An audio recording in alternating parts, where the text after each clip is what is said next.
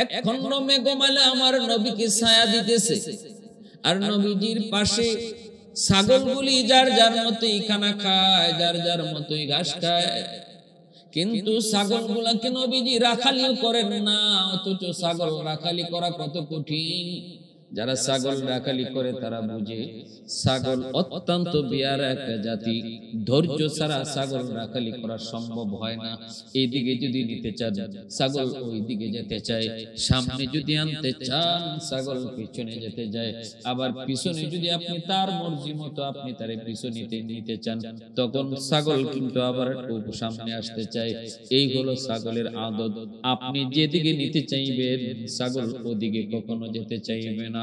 এজন্যই আল্লাহ পাক রব্বুল আলামিন সকল নবী পয়গম্বরগণকে আল্লাহ ছাগল রাখালি করাইছেন, কারণ এমন উম্মত আমি আল্লাহ তোমাকে দিব। এরে নবী শোনো আমার বন্ধু, এমন উম্মত আসবে যে উম্মতের স্বভাব হবে ছাগলের মতো। অতএব ছাগল রাখালি কইরা ধৈর্যের আল্লাহ পরীক্ষা নেন। সকল নবী পয়গম্বরগণ ছাগল রাখালি কইরা ধৈর্যের পরীক্ষা দিয়েছেন। মায়ার নবী দয়ার নবী বসা আছেন, আম্মা জান ছাদের উপর থেকে তাকায় দেখেন নবীর ছাগলগুলাকে রাখালি করতেছে জঙ্গলের বাঘ। আর আমার নবী গরমের মধ্যে বর্ষা, আমার নবীকে বাতাস দিতেছে বিষাক্ত সাপ। মায়ার নবী দয়ার নবী বসা আছেন, সাপ নবী কি বাতাস দেয়। এই দৃশ্য দেখা মাত্রই আম্মা জান বুঝে ফেললেন আমার রাখাল সে তো কোনো রাখাল নয়, সে তো সাধারণ কোনো মানুষ নয় গো, সে তো মহান একজন মনীষী, যারে বাঘে চেনে সাপে চেনে, সে তো সাধারণ কোনো মানুষ নয়। তাকায় দেখেন নবী পানি খাওয়াইতে নিলেন কুয়ার কাছে, কুয়া থেকে বালতি উঠাইয়া পানি পান করাইতে হয়। কিন্তু আম্মা জান দেখেন নবীজি ছাগলগুলা নিয়ে কুয়ার কাছে যাওয়া মাত্রই কুয়ার পানি নিচ থেকে উপরে উঠে গেল, অটো উপরে উঠে গেল, আর ছাগলগুলি পানি খাওয়া শেষ করার পর কুয়ার পানি আবার নিচে গেল। আম্মা জান এবার বুঝলেন আমার রাখাল সাধারণ কোন মানুষ নয়, দিনের নবী মায়ার নবী চাচার অধীনে, চাচা আবু তালিবের অধীনে। দাদা মারা যাওয়ার পর নবীজির দায়িত্ব নিন চাচা আবু তালিব। আমার নবী রহমতের নবী চাচাকে বলতেছেন, চাচা আমি একটা কাজ করতে চাই, আমি একটা কর্ম করতে চাই, আপনি আমাকে কোনো একটা কাজে লাগায় দেন, আমি কর্ম করব, আমি কাজ করব। আল্লাহর নবীর চাচা আবু তালিব মায়ার নবীকে নিয়ে তখন আম্মা জান খাদিজাতুল কুবরা রাদিয়াল্লাহু তাআলা আনহার কাছে আসলেন। কারণ আম্মা জান হলেন মক্কার তখন সবচেয়ে ধনী একজন নারী। শুধু মক্কা জুড়ে নয়, গোটা আরব জাহান জুড়ে যার ব্যবসা ছিল, অত্যন্ত সুপরিচিত সফল একজন ব্যবসায়ী ছিলেন আম্মা জান। অসংখ্য গণিত লোক ওনার অধীনে চাকরি করত। সেই সুবাদে নবীজির চাচা আবু তালিব আল্লাহর নবীকে নিয়ে আম্মা জানের কাছে আসলেন। এসেই তিনি প্রস্তাব দিলেন, খাদিজা তোমার চাকরির, তোমার ফ্যাক্টরিতে, তোমার ব্যবসায়ী এই ইন্ডাস্ট্রিতে আমার ভাতিজা মুহাম্মদের জন্য কোনো চাকরির ব্যবস্থা আসেনি, কোনো একটা কাজে তারে লাগানো যায়নি। আমার ভাতিজা যদিও আমি তারে খাওয়াইতে পালতে কোনো অসুবিধা নাই, কিন্তু আমার ভাতিজা মুহাম্মদ সে বেকার থাকতে পছন্দ করে না, সে কোনো না কোনো একটা কর্ম করতে চায়। কারণ আল্লাহর নবী রহমতের নবী গোটা উম্মতকে এই বিষয়টা শিখাইলেন, আমাদেরকে বুঝাইলেন, জানাইলেন বেকারত্ব সমাজের জন্য অভিশাপ, দেশের জন্য অভিশাপ, পরিবারের জন্য অভিশাপ। বেকারত্ব শয়তানের পুঁজি হয়, একজন বেকার মানুষের মস্তিষ্ক শয়তানের বাসা হয়। বেকার মানুষ সমাজের যত অহেতুক অযথা কাজকর্ম, কথাবার্তা, এগুলা বেকার মানুষের কাছে বেশি পাওয়া যায়। এরাই এগুলা নিয়ে বেশি আলোচনা করে। চায়ের দোকানে বসলে দেখবেন বেকার মানুষগুলির যেন সংসদ বসে যায়। অমুকে কি করলো, অমুকে কি দুষ করলো, অমুকের মেয়ে কি করলো, অমুকের ছেলে কি করলো, এই সব কিছু বিষয় শয়তান তার সব কাজ বেকার মানুষের মাথায় দিয়ে সে নিজে অবসরে যায়। এজন্য বেকারত্ব সমাজের জন্য যেমন অভিশাপ, পরিবারের জন্য তেমন অভিশাপ। বেকারত্ব নিজের জীবনের জন্য একটা অভিশাপ। আল্লাহর নবী বলেন, চাচা আপনার সম্পদ থাকতে পারে, আপনার রুজি রোজগার থাকতে পারে, কিন্তু আমি বেকার থাকতে পছন্দ করি না, আমাকে একটা কাজে লাগায় দেন। অতএব নবী বুঝাইলেন, এই যুবক, তোমার বাবার যদি কোটি কোটি টাকা বাবা মালিক হয়, বাবার যদি 10টা 12টা শিল্প কারখানাও থাকে, তবুও তুমি নিজে বাবার উপরে নির্ভর করে বেকার থাকবা না। কারণ বেকারত্ব মানুষকে অন্যায়ের দিকে, বেকারত্ব মানুষকে খারাপের দিকে অতি দ্রুত ডাইভার্ট করে নেয়। এজন্য বাবার উপর নির্ভরশীল হইয়া, বাবার সম্পদের উপর নির্ভরশীল হইয়া বেকার ছেলে, সেও তার নিজের জন্য অভিশাপ, সমাজের জন্য অভিশাপ, পরিবারের জন্য অভিশাপ। আল্লাহর নবীর চাচা আবু তালিব, ইনি কিন্তু বলছেন, বাবা তোমার কাজ করতে হবে কেন? আমার সম্পত্তি কে দেখবে, কে খাইবে? বাবা তোমার কেন কাজ করতে হবে? তোমার কাজের প্রয়োজন নাই। কিন্তু আল্লাহ রাসূল তা মানলেন না।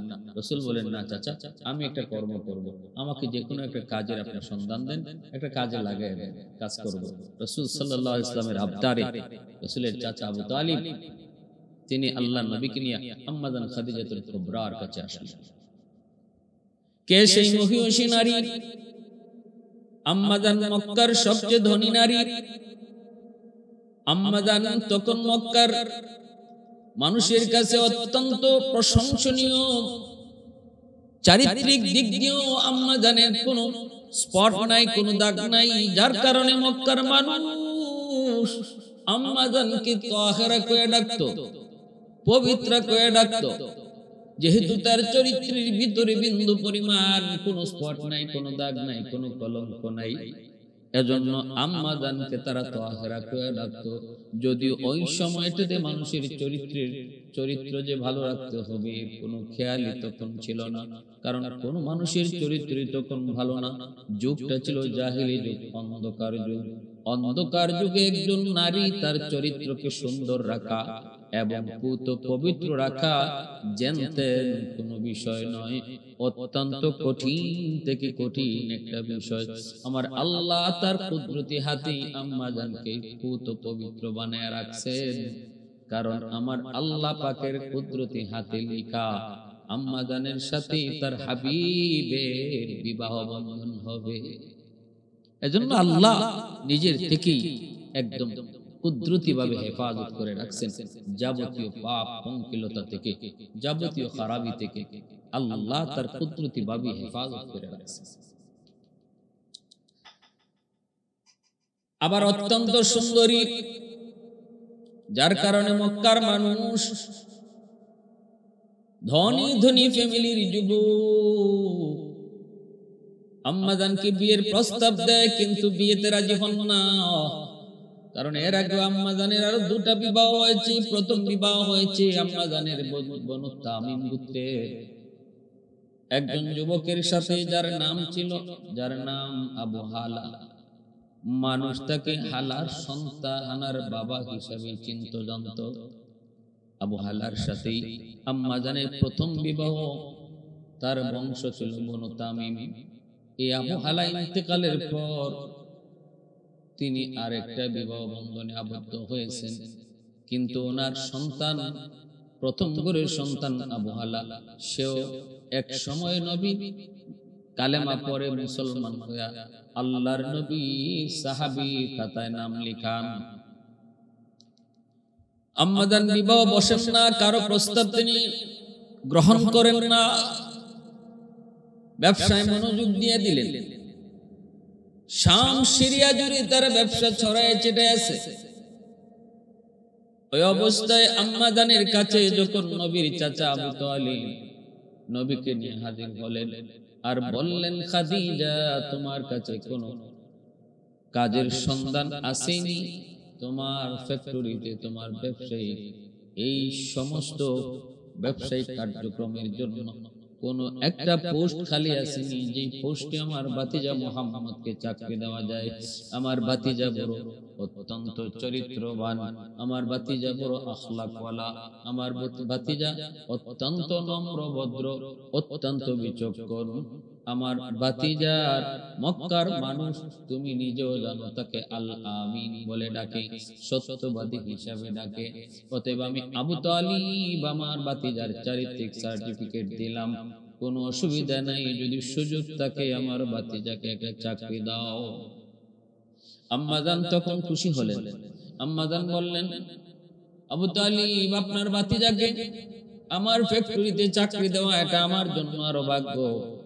আমিও তো এমন লোকে চাই, কিন্তু এই অবস্থায় আমার ফ্যাক্টরিতে কোনো পোস্ট খালি নেই, কেমন করে তারে চাকরি দিব? শুধুমাত্র একটা জায়গার সুযোগ আছে, তাও সেটা কয়েকদিনের জন্য, বেশি দিন নয়। আমার বকরি রাখাল অল্প দিনের জন্য ছুটিতে গিয়েছে, যদি তুমি চাও তোমার ভাতিজাকে আমি এই পোস্টে কয়েকদিনের জন্য একটা সুযোগ দিতে পারি, তবে আমি মনে করি এটা আপনার জন্য মানানসই নয়, এটা আপনার বংশের জন্য মানানসই নয়। কারণ জানেন গো, কারণ আপনার কুরাইশ বংশ আরবের ভিতরে অনেক সম্মানী, শুধু আরব নয় গোটা জাহানের ভিতরে আপনার বংশের একটা প্রশংসা, সম্মান, একটা পরিচিতি। আমি কেমন করে এই চাকরির প্রস্তাব দেব? তবে যদি কখনো পোস্ট খালি হয় আমি নিজে আপনার কাছে যাব। এই কথা বলে যখন ফিরত দেন নবীকে নিয়ে, নবীর চাচা ফিরত চলে আসবেন। কিছু দূর যাওয়ার পর আমার আপনার নবী, রহমতের নবী, মায়ের নবী কো, চাচা আপনি আমাকে ফিরত নিয়ে যান না। না না, আমি চাকরিটাই করব, এই দায়িত্বটা আমি সঠিকভাবে পালন করব। কোন কর্ম কি আমি ছোট করে দেখি না। মানুষের কোন কর্ম সেটা যদি হালাল হয়, হালাল কোন কর্মকে ছোট করে দেখার কোন সুযোগ নাই, কোন সুযোগ নাই। কর্ম যদি হালাল হয় বরকত দিবে আল্লাহ, কর্ম যদি হারাম হয় বরকত কেড়ে নিবে আল্লাহ। হালালের ভিতরে আরাম, হারামের ভিতরে কোনো আরাম নাই। একজন বুট বিক্রেতা, বাদাম বিক্রেতা, সে যদি এই বাদাম বিক্রিটাও সে মনোযোগ দিয়ে করে, অত্যন্ত মায়া করে, তার প্রতিও যদি শ্রদ্ধাশীল হইয়া নিজের কর্মটাকেই সে মায়া করে শ্রদ্ধাশীল হইয়া কর্মতে নিযুক্ত থাকে, আল্লাহ পাক ওই ছোট্ট এই কর্মর উসিলায় আল্লাহ তার রিজিকের ব্যবস্থা করবে। রাসূল বুঝাইলেন, চাচা না না না গো চাচা, কোন কর্মকে খারাপ চোখে দেখবেন না। আমি নিজেও দেখি না, কারণ রিজিক দেওয়ার মালিক হলেন আল্লাহ। আল্লাহ ধনীকে যেমন রিজিক দেয়, গরিবকে আল্লাহ রিজিক দেয়। রিজিক বন্টনকারী আল্লাহ, রিজিকটাকে আসমানে বন্টন করে মালিক। ধনীকেও আল্লাহ দেয়, গরিবকে আল্লাহ খাওয়ায়, সবাইকে আল্লাহ খাওয়ায়। উসিলা মাত্র জোড়া ব্যবসা, উসিলা হলো আমার দোকান, উসিলা হলো আমার চাকরি, উসিলা হলো আমার চেয়ার, উসিলা হলো আমার রিকশা, উসিলা হলো আমার ভ্যান, উসিলা হলো আমার নৌকা। এই ছোট থেকে ছোট উসিলা ধরে আল্লাহ পাক রিজিকের ব্যবস্থা করে। আল্লাহ পাক রব্বুল আলামিন যেহেতু রিজিক বন্টনকারী, অতএব কোন কর্মকে কখনো কেউ ছোট চোখে দেখব না। নিজেও কর্ম করার সময় মন ছোট রাখবো না। অন্য কেউ বড় লোক, ছোট লোকের কোন ব্যবসাকে খারাপ চোখে দেখবো না। আল্লাহ নারাজ হবে, আল্লাহ নারাজ হবে। হালাল ব্যবসা যদি হয় এটাকে মহব্বত করো, শ্রদ্ধা করো, সম্মান করো। হারাম যদি কোটি কোটি টাকার ব্যবসা হয়, এর মধ্যে কোনো ইজ্জত নাই, সম্মান নাই, বরকত নাই। যদি হালাল ব্যবসা কম হয়, বরকত বাড়ায় দেন আল্লাহ। গরিব গরিব হতে পারে, কিন্তু সে যদি তার অল্প রুজির মধ্যে আল্লাহর উপর খুশি থাকে, তাহলে হাদিস শরীফে রাসূল বলেন, আল্লাহ বলেন, আমিও আমার বান্দার কম আমল পাইয়া তার উপর খুশি। যে আমার দেওয়া কম রিজিক পাই আমার উপর খুশি, আমি আল্লাহ তার থেকে কম আমল পাইয়া তার উপর খুশি। সুবহানাল্লাহি ওয়া বিহামদিহি সুবহানাল্লাহিল আযীম। এজন্য আল্লাহ রাসূল বলেন, একজন গরীব আর একজন ধনী দুজন যদি মসজিদে নামাজ আদায় করলো, হাত উঠাইলো আল্লাহর দরবারে, এবার রাসূল বলেন কার মুনাজাত আগে কবুল হবে জানোনি? নবীজি বলেন শুনো, ধনী যদি তার হাতের সাথে 10টা দিরহাম নয় 10,000 দিরহাম যদি আল্লাহর রাস্তায় দান করে, তবুও গরিবের খালি হাতের দোয়া আল্লাহর দরবারে আগে কবুল হয়ে যায়।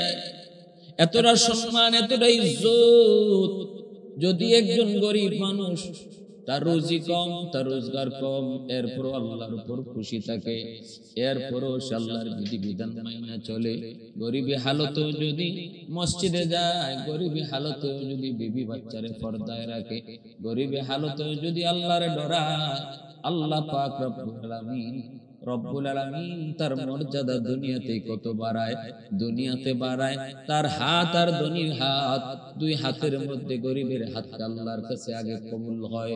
শুধু তাই নয়, আল্লাহর রাসূল কয় ধনী যদি 10,000 দিরহাম আল্লাহর রাস্তায় দান করে, তবুও তার আগে গরিবের খালি হাত আল্লাহর কাছে কবুল হয়ে যায়।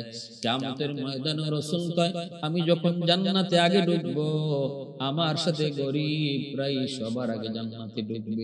আদখুলুল জান্নাতা ওয়া মাই ফুকারাউল মুসলিমিন। সুবহানাল্লাহ।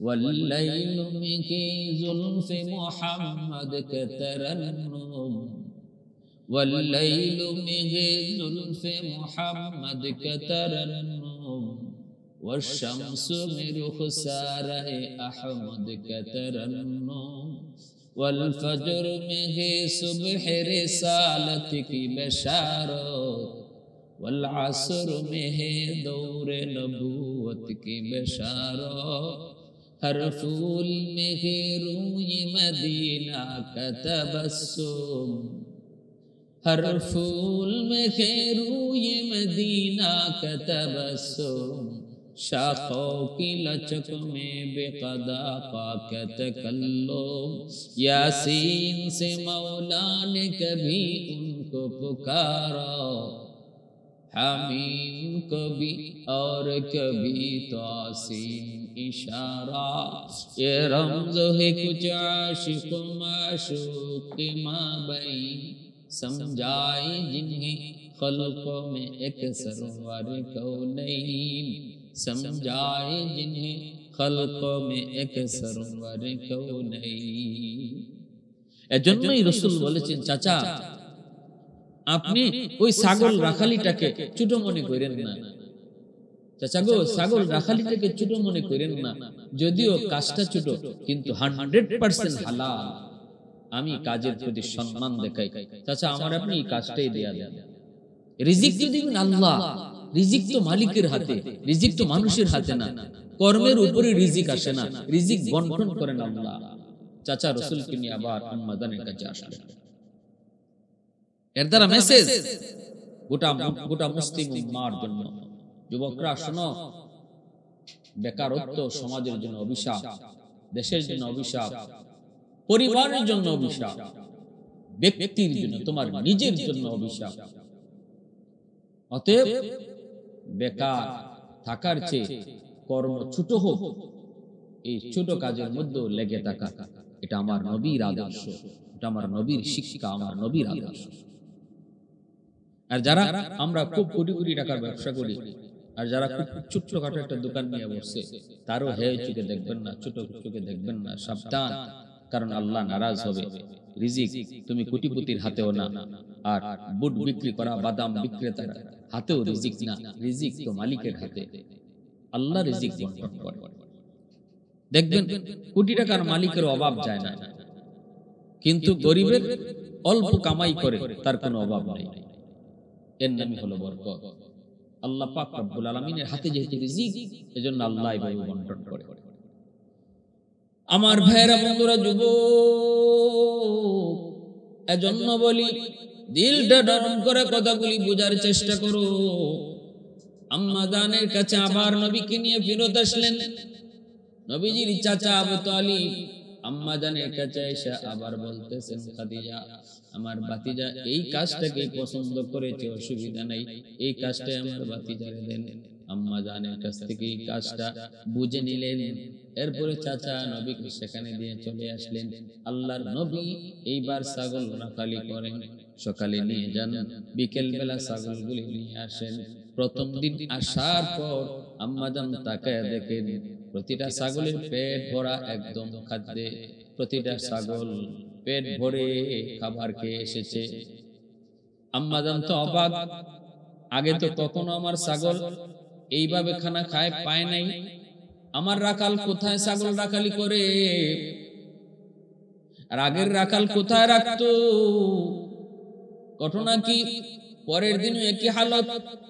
অল্প দিনের ভিতরে আম্মা জান দেখেন প্রতিটা ছাগল নাদোষ নুদোষ হয়ে গেল, বড় সুন্দর। আম্মা জান কৌতূহল বসে ছাদের উপরে উঠে দেখতে চাইলেন নবী কোথায় তার ছাগলগুলি রাখালি করে। তাকায় দেখে আগের রাখাল যেই জায়গায় রাখতো সেই মরুভূমিতেই নবী ছাগল রাখালি করতেছেন। কিন্তু ঘটনা কি? অবাক কাণ্ড। আম্মা জান তাকায় দেখেন এই মরুভূমির ভিতরে মাথার উপরে প্রচন্ড রোদ, নবী বসে আছেন। এই রৌদ্রের মধ্যে আমার নবী মায়ের নবীকে উপর থেকে একটা মেঘের মালা, এক খন্ড মেঘমালা আমার নবীকে ছায়া দিতেছে। আর নবীজির পাশে ছাগলগুলি যার যার মতোই খানা খায়, যার যার মতোই ঘাস খায়। কিন্তু ছাগলগুলাকে নবীজি রাখালিও করেন না, অথচ ছাগল রাখালি করা কত কঠিন। যারা ছাগল রাখালি করে তারা বুঝে ছাগল অত্যন্ত বিয়ারা একটা জাতি, ধৈর্য ছাড়া ছাগল রাখালি করা সম্ভব হয় না। এইদিকে যদি নিতে চান ছাগল ওই দিকে যেতে চায়, সামনে যদি আনতে চান ছাগল পিছনে যেতে যায়, আবার পিছনে যদি আপনি তার মর্জি মতো আপনি তারে পিছনে নিতে চান তখন ছাগল কিন্তু আবার সামনে আসতে চায়। এই হলো ছাগলের আদত। আপনি যেদিকে নিতে চাইবেন ছাগল ওদিকে কখনো যেতে চাইবে না। এজন্যই আল্লাহ পাক রব্বুল আলামিন সকল নবী পয়গম্বরগণকে আল্লাহ ছাগল রাখালি করাইছেন, কারণ এমন উম্মত আমি আল্লাহ তোমাকে দিব। এরে নবী শোনো আমার বন্ধু, এমন উম্মত আসবে যে উম্মতের স্বভাব হবে ছাগলের মতো। অতএব ছাগল রাখালি কইরা ধৈর্যের আল্লাহ পরীক্ষা নেন। সকল নবী পয়গম্বরগণ ছাগল রাখালি কইরা ধৈর্যের পরীক্ষা দিয়েছেন। মায়ার নবী দয়ার নবী বসা আছেন। আম্মা জান ছাদের উপর থেকে তাকায় দেখেন নবীর ছাগলগুলাকে রাখালি করতেছে জঙ্গলের বাঘ। আর আমার নবী গরমের মধ্যে বর্ষা, আমার নবী কি বাতাস দিতেছে বিষাক্ত সাপ। মায়ার নবী দয়ার নবী বসা আছেন, সাপ নবী কি বাতাস দেয়। এই দৃশ্য দেখা মাত্রই আম্মা জান বুঝে ফেললেন আমার রাখাল সে তো কোনো রাখাল নয়, সে তো সাধারণ কোনো মানুষ নয় গো, সে তো মহান একজন মনীষী, যারে বাঘে চিনে সাপে চিনে, সে তো সাধারণ কোনো মানুষ নয়। তাকায় দেখেন নবী পানি খাওয়াইতে নিলেন কুয়ার কাছে, কুয়া থেকে বালতি উঠাইয়া পানি পান করাইতে হয়। কিন্তু আম্মা জান দেখেন নবীজি ছাগলগুলা নিয়ে কুয়ার কাছে যাওয়া মাত্রই কুয়ার পানি নিচ থেকে উপরে উঠে গেল, অটো উপরে উঠে গেল। আর ছাগলগুলি পানি খাওয়া শেষ করার পর কুয়ার পানি আবার নিচে গেল। আম্মা জান এবার বুঝলেন আমার রাখাল সাধারণ কোন মানুষ নয়, যার ইচ্ছা মতো কুয়ার পানি উপর থেকে নিচে যায়, নিচ থেকে উপরে উঠে। নবীজির প্রতি মহব্বত আর ভালোবাসা বাড়তে শুরু হলো, নবীজির প্রতি দুর্বল হতে লাগলেন। এই দিকে আম্মা জান সিদ্ধান্ত নিলেন তার ব্যবসায়িক সমস্ত কার্যকলাপের চিফ ম্যানেজার বানায় দিবেন আমার নবীকে। ঘোষণা দেওয়া মাত্রই কয়েকজন ম্যানেজার বিরোধিতা করলো। আম্মা জান বললেন যদি তোমাদের মন চায় চাকরি করো, নতুবা চলে যাও, সিদ্ধান্ত ফাইনাল। আমি হলাম মালিক, আমার সিদ্ধান্ত হলো ফাইনাল। আমি মুহাম্মদকে আমার আমার ব্যবসায়িক চিফ ম্যানেজার বানায় দিলাম। সমস্ত ম্যানেজার তোমরা যারা আছো সবাই মুহাম্মদের কাছে তোমাদের হিসাব বুঝাই দিতে হবে। আল্লাহর নবী ঘোষণা দেওয়া মাত্রই মায়ার নবী তখন একটু বাধা দিয়েছিলেন, বলেছিলেন মালিক এমন কাজ আপনি কইরেন না, আমি মাত্র জয়েন করেছি, আমি এত কিছু বুঝি না, এত বড় দায়িত্ব দিয়েন না, আমি হয়তো পারবো না। আম্মাজান বলেন পারবেন কি পারবেন না আমাকে বুঝাইতে হবে না, যা বুঝার আমি বুঝেছি, যা দেখার আমি দেখেছি। সুবহানাল্লাহ। যান আপনাকে 1 মাসের জন্য সিরিয়ায় ব্যবসার জন্য পাঠিয়ে দিলাম। আম্মাজান রাসূলকে মালামাল সহকারে সিরিয়ায় ব্যবসার জন্য পাঠাইলেন আর সঙ্গে দিলেন মাইসারাকে। মাইসারা আম্মাজানের গোলাম সাথে দিয়ে দিলেন আর বললেন তুমি মুহাম্মদের খাদেম আর পদে পদে যা দেখবা যা শুনবা সব নোট করে রাখবা। আম্মাজানের একজন বান্ধবী ছিল, খাস বান্ধবী, যার নাম ছিল নাফিসা। আর আম্মাজানের চাচাতো ভাই ওয়ারাকা ইবনে নাওফল, ইনি ছিলেন পাদ্রী, উনি আসমানি কিতাব সম্পর্কে জ্ঞানী ছিলেন। এজন্য আম্মাজান যে কোনো বিষয়ে বান্ধবী এই নাফিসার সাথে পরামর্শ করতেন আর চাচাতো ভাই ওয়ারাকা ইবনে নাওফলের সাথে পরামর্শ করতেন। আম্মাজান রাসূলকে পাঠিয়ে দিলেন সিরিয়ায় আর মাইসারাকে বললেন তুমি সব নোট করে রাখবা। মাইসারা নবীর সাথে চলছেন এই উটের কাফেলা নিয়ে সিরিয়ার দিকে। আর ওই অবস্থায় মাইসারা কি দেখলেন, কি দেখলেন, যা কি শুনলেন, যা বুঝলেন সব তিনি নোট করছেন। দেখতেছেন রাস্তা দিয়ে যান, হঠাৎ করে মাইসারার নজরে পড়লো মক্কার আরবের এই মরুভূমিতে প্রচন্ড রোদ।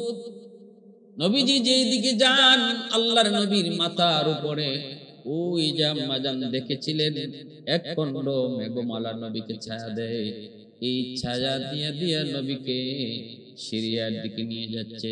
আর মাইসারা সাথে সাথে সেটা নোট করে নিলেন আর দেখতে লাগলেন।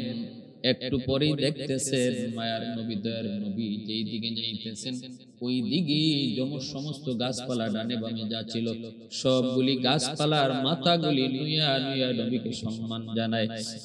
আম্মাজান যে মাইসারাকে পাঠাইলেন, মাইসারা নিজের কানে শুনলেন পাহাড়ের পাথর গুলি নবীকে সালাম জানায়। আসসালাতু আসসালামু আলাইকা ইয়া রাসূলুল্লাহ, আসসালাতু আসসালামু আলাইকা ইয়া হাবিবাল্লাহ। নবীকে সালাম জানায়। আল্লাহর নবীকে নিয়ে সিরিয়ায় তিনি ঢুকলেন। সেখানে একজন ব্যবসার কাজে থাকা অবস্থায় একজন খ্রিস্টান পাদ্রীর সাথে দেখা হয়। ওই খ্রিস্টান পাদ্রী আমার নবীকে দেইখা ভবিষ্যৎবাণী করে দেয়, মুহাম্মদ তোমার নাম, বাবার নাম আব্দুল্লাহ, মার নাম আমেনা, আমি তাওরাত কিতাবে পেয়েছি। এই নামের আর এই আলামতের মানুষটাই শেষ জামানার নবী হবে। অতএব আর দেরি করবা না, সিরিয়ায় থাকা তোমার জন্য নিরাপদ না। এই পাদ্রীর ভবিষ্যৎবাণীটাও মাইসারা তার নোটের মধ্যে নোট করলেন। এইদিকে দিন যায় দিন যায় দিন যায়, আম্মাজান আমার নবীর অপেক্ষা, দিলের ভিতরে মায়া মহব্বত বেড়ে গেছে। নবীজির প্রশংসা যত শুনেন ততই শুনতে মন চায়। আম্মাজান বান্ধবীকেও বলে মুহাম্মদ সম্পর্কে একটু কও। মাইসারা কয় খাদিজা, নাফিসা কয় খাদিজা তোমার চিফ ম্যানেজার সে তো সাধারণ কোনো মানুষ নয়। 40 দিন হয়ে যাওয়ার পথে আম্মাজান বান্ধবী নাফিসাকে নিয়ে খাদেম খুদ্দাম বাদীদেরকে নিয়ে তিনি উপরে উইটা নবী কোন দিক দিয়ে আসবেন সেই দিকে তাকায় রয়েছেন। আর একে একে শুধু সবাইকে বলেন মুহাম্মদ সম্পর্কে যে যত সুন্দর কথা বলবা তারে তত সুন্দর পুরস্কার দিব। আর আমার চিফ ম্যানেজার যেই দিক দিয়ে আসবে সবার আগে যে দেখে আমাকে জানাইবা ওই যে আপনার চিফ ম্যানেজার আসতেছে, সাথে সাথে সে গোলাম হলে তারে আমি আজাদ করব, বাদী হলে আজাদ করব, আর নতুবা সে যা চায় তারে তা পুরস্কৃত করব। সবাই তো ওই দিকে তাকানো সিরিয়ার দিক থেকে। কে আগে সংবাদ দেয়? কেউ তো আগে বলতে পারে নাই, কিন্তু আম্মাজান নিজে বললে ফেললেন একটু পরেই তোমরা দেখবা ওই দিক থেকে আমার ম্যানেজার আসতেছে। আমি দেখে ফেলেছি। বান্ধবী কয়, খাদিজা আমরা কেউ দেখলাম না, তুমি কেমনে দেখছো? কয় আমি বললাম তো আমি দেখছি, তোমরা একটু পরেই দেখবা। হঠাৎ করে সবাই দেখলো, নজরে পড়লো। নাফিসা বান্ধবী জিজ্ঞেস করে, সখী তুই কেমনে দেখলি? কোন আগো কেমনে দেখলি? আমরা তো কেউ দেখলাম না, তুই কেমনে দেখলি? আম্মা জান কয়, আমি কেমনে দেখছি সখী শুন। আমি যেদিন সাদে ওইটা ছাগল রাখালি করার সময় দৃশ্য দেখেছিলাম, তার মাথার উপরে একটা মেঘমালা ছায়া দেয়। আজও আমি দেখেছি ওই দিক থেকে একটা মেঘের টুকরা ছায়া দিয়া দিয়া কারে আসতেছে। আমি বুঝে গেছি, আমি চিনে ফেলেছি এই সেই মেঘমালা। অতএব আমার একটু দয়া গেছে, এই মেঘমালার নিচে আমার ম্যানেজার তারে ছায়া দিয়া দিয়া নিয়ে আসতেছে। এই জিনিসটা আমি বুঝার কারণে বুঝলাম, বললাম অল্প সময়ের ভিতরেই তোমরা তারে দেখবা। সত্যি সত্যি নবী যখন সবার নজরে পড়ে গেল, রাসূল আসলেন, মাইসারা সব ঘটনা বিস্তারিত শুনাইলেন। আম্মা জানের আবেগ আর ভালোবাসা আরো দ্বিগুণের দ্বিগুণ নবীর প্রতি বেড়ে গেল। বান্ধবী নাফিসাকে বলতেছে, বান্ধবী একটু বল আমার ম্যানেজার তোর কাছে কেমন লাগে, যা না একটু বিয়ের প্রস্তাবটা দিয়ে আয়, আমি তো তার প্রতি দুর্বল হয়ে পড়েছি। বান্ধবী যখন নবীকে বিয়ের প্রস্তাব দেয়, নবী বলতেছেন এটা কেমনে সম্ভব? আমার তো গার্ডিয়ান আছে, আমার তো চাচা আছে আবু তালিব, আমার চাচার অনুমতি ছাড়া আমি কিছুই বলতে পারবো না। এই বইলা নবীজি সোজা বাড়িতে চলে আসলেন। চাচাই কয়, বাতিজা মুহাম্মদ কেন আসছো, কি ব্যাপার? আল্লাহ রাসূল কয়, চাচা আমি আর চাকরি করতাম না। চাকরি আর করবই না কেন? চাচা আমার মালিক বড় ভালো, কিন্তু এই সুবিধা না, আমার তো বিয়ার প্রস্তাব দিয়ে বসে। চাচা কোন এটা কেমনে হয়? ইনি এত সম্পদের মালিক, ইনি এত পুত পবিত্র, উনি কোথায় আর আমি কোথায়, কিভাবে হয়? চাচা আমি তো শরম পেয়ে লজ্জা পেয়ে আমি চলে এসেছি চাকরি ছেড়ে। আর বলছি আমার চাচা গার্ডিয়ান, আমার চাচা ভালো জানেন, আমার চাচা ভালো জানেন, এই বলে আমি চলে আসছি, আমি আর চাকরি করব না। আল্লাহ রাসূলের চাচা আবু তালিব কয়, ভাতিজা এমন সুযোগ কয়জনে পায় বেটা? মক্কার কত কোটিপতি শিল্পপতি খাদিজাকে বিয়ে করার জন্য অনলাইন ধরে আছে, কাউকে পাত্তা দেয় না। কিন্তু ভাতিজা তুই কেমন করে না কইয়া চলে আসলি রে বাবা? আল্লাহ রাসূল কয়, চাচা আমি এত কিছু বুঝি না, তবে আমি রাজি না। আল্লাহর নবী যখন এই কথা বললেন, চাচা বলতেছি, ঠিক আছে বাবা তোমার মতই মত, ঠিক আছে বাবা তোমার কোনো চাকরি বাকরি করা লাগবে না, তুমি থাকো, আমি চাচা তোমাকে খাওয়াবো পড়াবো, আমি চাচা তোমার লালন পালন করব, এতে যদি রক্ত বেচতে হয় বেচবো, তবু ভাতিজা তোমার কোনো অভাব তোমাকে টের পাইতে দেব না। এত মায়া এত মহব্বত নবীর চাচা আবু তালিব করছেন। তিনি কে? নবীর আপন চাচা, নবীর চাচাতো ভাই হযরত আলী রাদিয়াল্লাহু তাআলা আনহুর আব্বা আবু তালিব। যদিও কালেমা পড়ে মুসলমান হন নাই, কিন্তু আমার নবীর প্রতি ভালোবাসা ছিল এই পরিমাণ, এত ভালোবাসা এত মহব্বত। আল্লাহর নবী আফসোস করেছেন, মৌতের সময় নবী চোখের পানি জড়ায় জড়ায় যায় কাঁদছেন, চাচা গো চাচা আপনার জীবদ্দশায় কেউ আমার দিকে চোখ তোলার সাহস করে নাই, চাচা একটা বার শুধু আমার কানে কানে শুধু কালেমাটা পড়েন, কিয়ামতের ময়দানে আমি নবী কথা দিলাম আমি আপনারে সাথে না লইয়া জান্নাতে যাব না। আবু জাহেল উতবা সাহেবা বড় বড় লিডাররা কাছে তাকায়, নবীর চাচা আবু তালিব কালেমা পড়েন নাই। বলছেন, বাবা আমি জানি তুমি সত্য, তোমার ধর্ম সত্য, কিন্তু ইসলাম আনতে পারলাম না, ঈমান গ্রহণ করতে পারলাম না, কারণ আমার এই লোকগুলা আমার মরণের পরে আমার বদনাম করবে, আমারে কাপুরুষ বলবে, বলবে আবু তালিব সারা জীবন আমাদের বাপ দাদার ধর্ম পালন করেছে, মৌতের সময় ভাতিজার ধর্ম গ্রহণ করে মরছে, এই বইলে আমার বদনাম করবে। আমি জানি তোমার ধর্ম সত্য, তুমিও সত্য, এরপরও আমি ঈমান আনতে পারলাম না। বারবার নবী পিরাপিরি করতেছিলেন, তখন আল্লাহ জানাইছে, বন্ধু আর চেষ্টা করবে, ইন্নাকা লা তাহদি মান আহবাবতা ওয়ালাকিন্নাল্লাহা ইয়াহদি মান ইয়াশা। বন্ধু, তুমি যারে চাও তারে হেদায়েত দিতে পারবা না, হেদায়েত দেওয়ার মালিক হলাম আমি আল্লাহ। ভাইরা বন্ধুরা, এরপরে আল্লাহর নবী রহমতের নবী যখন চাকরি ছেড়ে চলে আসলেন, আম্মাজান খাদিজাতুল কুবরা রাদিয়াল্লাহু তাআলা আনহা নবী যান না, চাকরিতে যান না, তিনি নিজেই নবীজির বাড়িতে চলে আসলেন, আবু তালিবের কাছে চলে আসলেন। আল্লাহর নবীর চাচা আবু তালিব আম্মাজান খাদিজাতুল কুবরাকে দেখে তো অবাক। খাদিজা, ব্যাপার কি? গরিবের বাড়িতে হাতির পাড়া। আম্মাজান কয়, না, আমি আপনার কাছে ভিক্ষা চাইতে এসেছি। নবীজির চাচা কয়, খাদিজা, আমি তোমারে ভিক্ষা দিব, এটা বলো কি? এমন কি আছে যে আমি তোমারে দিতে পারি?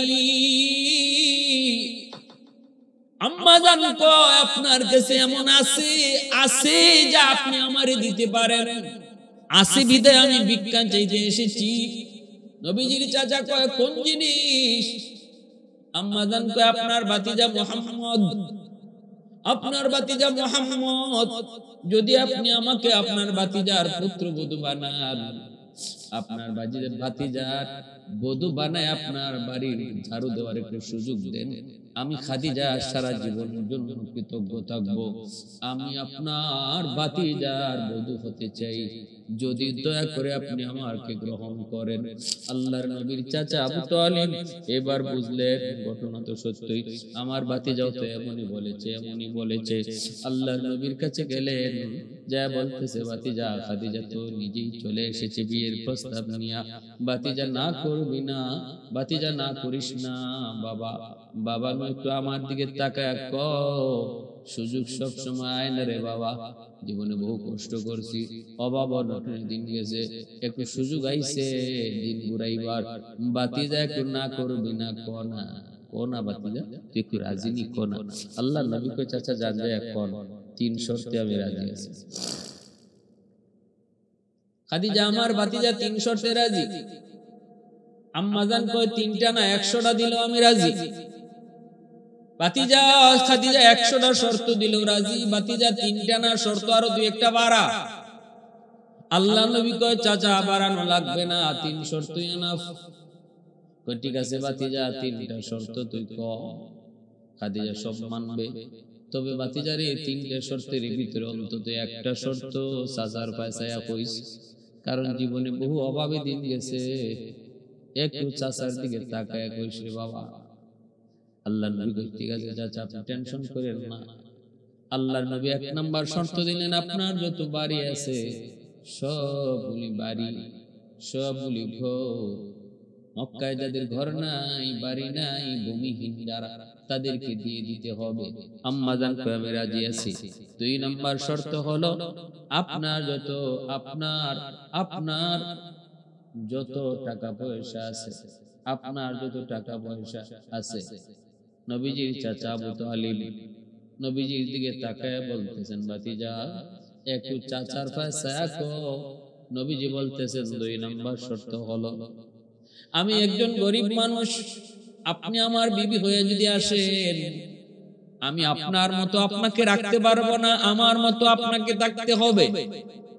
আমার ঘর নাই, বাড়ি নাই, থাকার সুন্দর কোনো পরিবেশ নাই, এখনো চাচার হোটেলে খাই, চাচার ঘরে ঘুমাই, অতএব আমি আপনারে নিয়ে ভাঙ্গা ঘরে থাকবো, আপনি তো ভাঙ্গা ঘরে থাকতে পারবেন না। আপনার আমার ঘুমানোর কোনো চাদর নাও থাকতে পারে, সেটা আপনি মানতে পারবেন না। চুলায় 1 দিন 2 দিন না, একাধারে কয়েকদিন চলে আগুন জ্বলবে না, তাও আপনি পারবেন না। আম্মাজান কয়, আমি সব রাজি আছি। 3 নাম্বার শর্ত হলো, আপনার যত সম্পদ, এমনি চাচা আবু তালিব কয়, ভাতিজা ক না, চাচার পয়সা ক। আল্লাহ নবী কয়, সবগুলি সম্পদ গরিব অসহায় মানুষের মাঝে বন্টন করে দিতে হবে। আম্মাজান কয়, আমি রাজি আছি।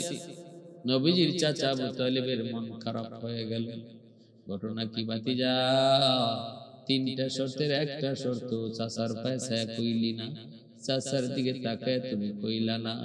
ভাতিজা ঠিক আছে ভাতিজা, তোর বিয়ে তুই কর, আমি গেলাম। আল্লাহ নবী কয়, চাচা যান না। আম্মা জান খাদিজাতুল কুবরা কয়, আমার সব সম্পদ আমি আপনারে দিয়া দিলাম, এবার আপনার যা মর্জি তা করেন। আল্লাহ নবীর কাছে সব সম্পদ দিয়ে দিলেন নবীর পায়ের তলে। নবীজি মুহূর্তের ভিতরে সবগুলি সম্পদ গরিব অসহায় মানুষের মাঝে বন্টন করে দিলেন। একটা সুতাও নবীজি নিজের জন্য রাখেন নাই। অতএব আজকের যুব সমাজ একটু চিন্তা করো, বউয়ের কাছ থেকে সম্পদ নেওয়াকে যৌতুক কয়।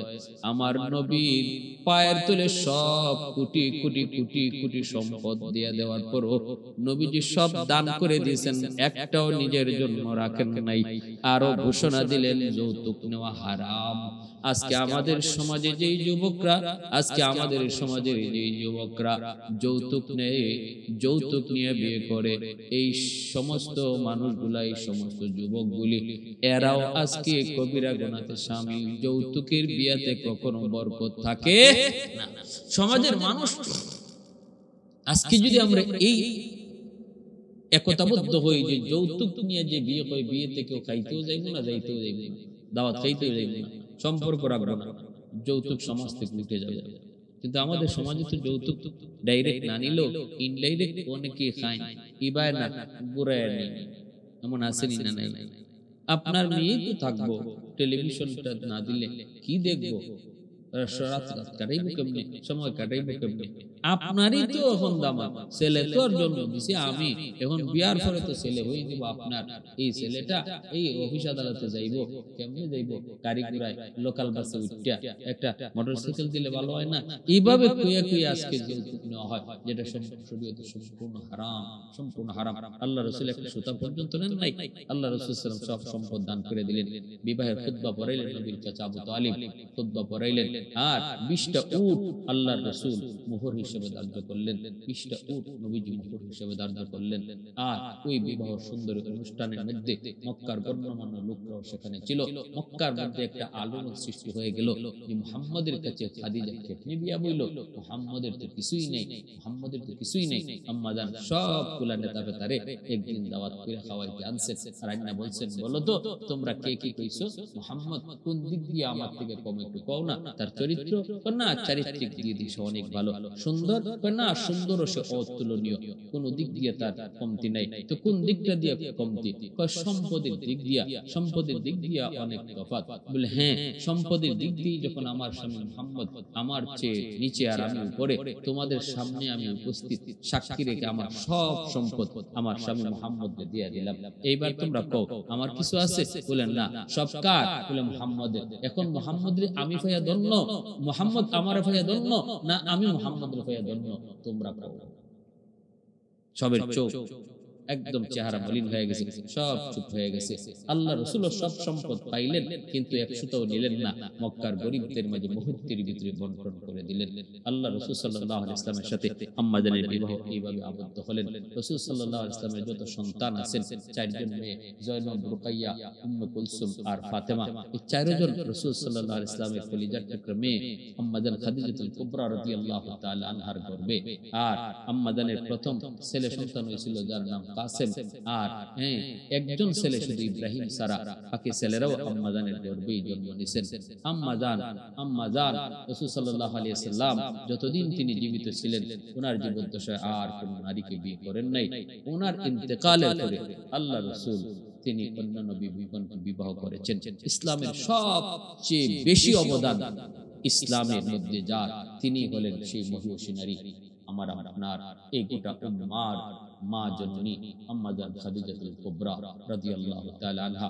মক্কার জান্নাতুল বাগ, মক্কার জান্নাতুল মুআল্লায় তিনি শুয়ে আছেন। মদিনার কবরস্থানে না, মক্কার কবরস্থান জান্নাতুল মুআল্লায় তিনি শুয়ে আছেন। আল্লাহ তার বান্দির কবরখানাকে জান্নাতের উঁচু মাকাম বানায় দেন। আল্লাহ পাক এই উম্মার মাকে আল্লাহ পাক যথাযথ সম্মানে জান্নাতে সমাসীন করেন। এই দোয়া করি আল্লাহ আমাদের সবাইকে আমল